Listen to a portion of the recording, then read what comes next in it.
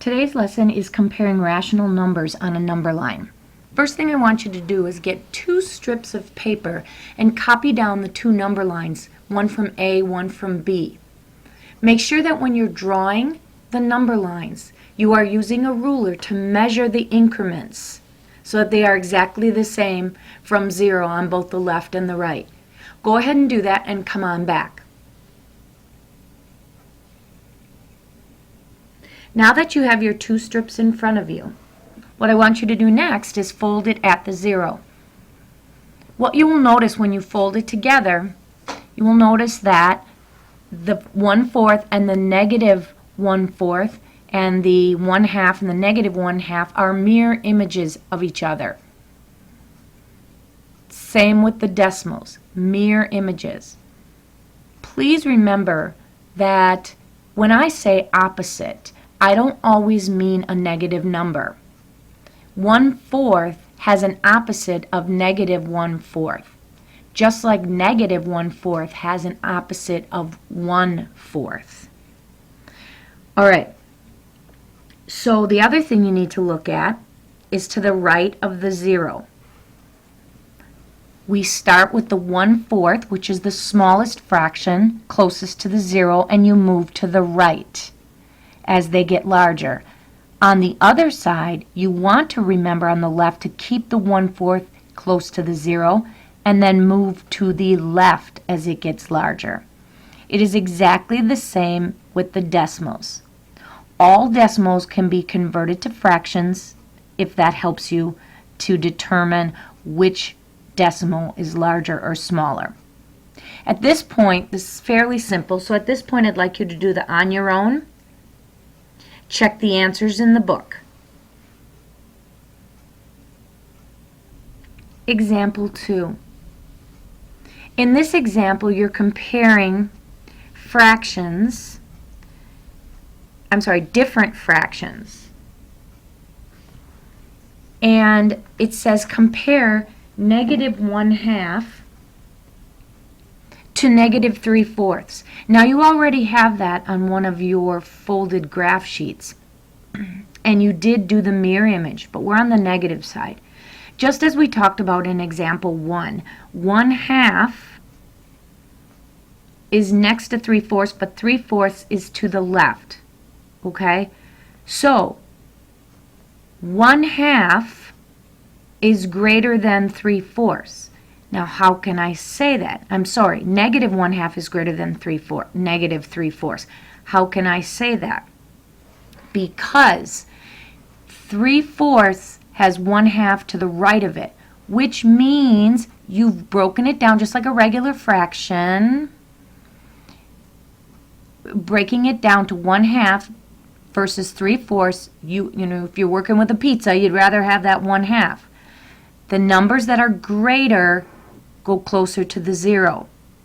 In your head, you're thinking as you're writing on the number line, as we did in the last example, that you just have to keep going larger to the left. But now when you read the number line, the fraction closest to the 0 is your greater number.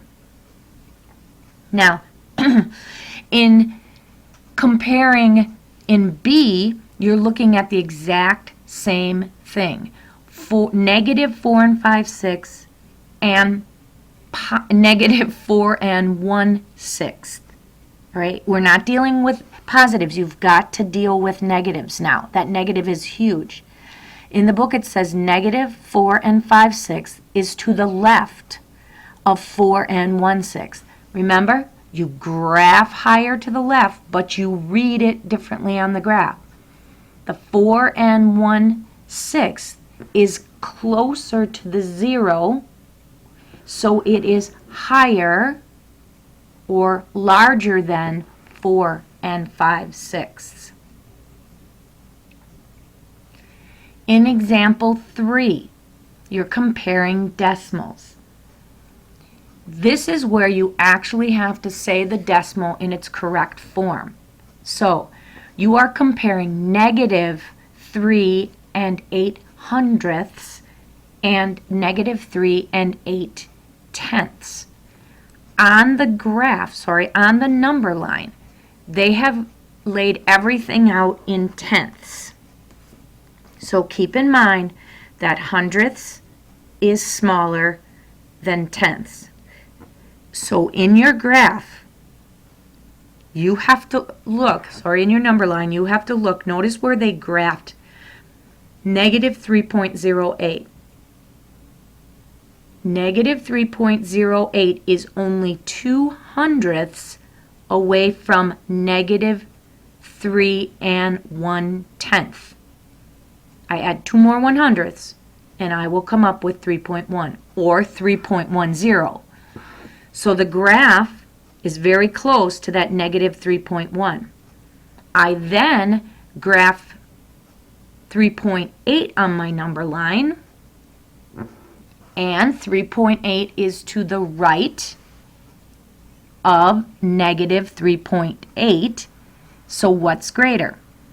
3.08 is greater than negative 3.8. Your 0 is down here. Your 0 is down here.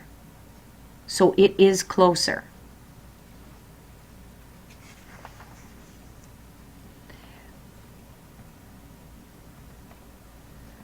In example 4, it says a Chinook wind is a warm mountain wind that can cause rapid temperature changes. The table shows 3 of the greatest temperature drops ever recorded after a Chinook wind occurred. On which date did the temperature drop the fastest? Explain. First thing you have to do is look at your chart. You've got the 3 dates and you have the temperature changes. When they say temperature changes, they mean from 0, whether it went up or from 0 and the temperature went down. So here we go. If you laid out these numbers on a number line, the example shows exactly where they would be. Notice where 0 is. Because these are negative, it has to be to the left of the 0. You look at each of your numbers in the chart and graph them onto the number line. So negative 3 1/10 is farthest to the left. So the temperature dropped the fastest on January 10th, 1911. If you look at these numbers, notice it's negative. We have to think differently. Please do the on your own on page 263. Check your answers in the answer book.